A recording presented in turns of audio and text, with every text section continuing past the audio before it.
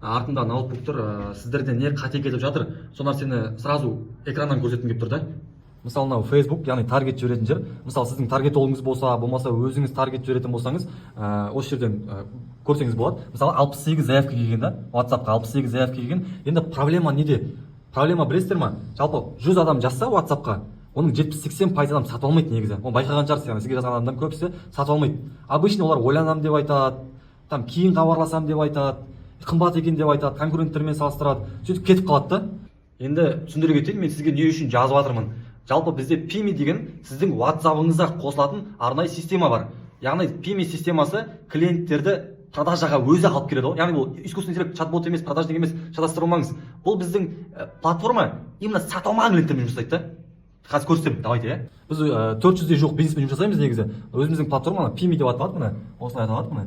Pimi деп аталады. Мына жерде қараңыздар, бір бизнестің примерінде, мысалы 446 продажа болған, сол 446 продажаның 113-і дажимнің арқасында болған, 25% продажа дажимнің арқасында болған. Енді түсінікті болу үшін қараңыз, мен сізге бір клиентті көрсетейін. Бұл сіздің WhatsApp-ыңызға қосылады, бұл сервис. Мысалы Жадыра деген кісі жазған ғой, біздің бір клиентімізге. Пример көрсетейін, мысалы Жадыра деген кісі осылай жазған, міне сізге жазады ғой, мына. Хочу узнать подробнее таргеттен келіп. И бизнестің менеджері жауап береді, и бірақ клиент жауапсыз кетіп қалады. Біздің дажим сообщение бір күннен кейін видео жібереді, өзі жібереді видеоны. И тағы да жауап бермейді клиент. Міне 2 күннен кейін оның ішіне тағы да текст жібереді дажим. И клиент тағы да жауап бермейді да.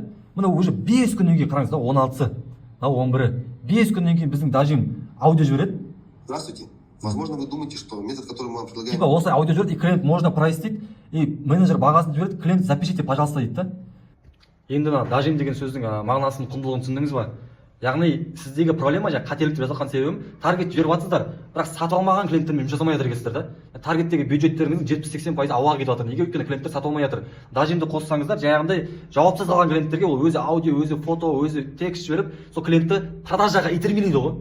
Вот. Қызық болса, давайте дұрыстап сөйлесейік, осы видеоға жауап беріңіз. Ары қарай тіл табысып кетеміз деп ойлаймын.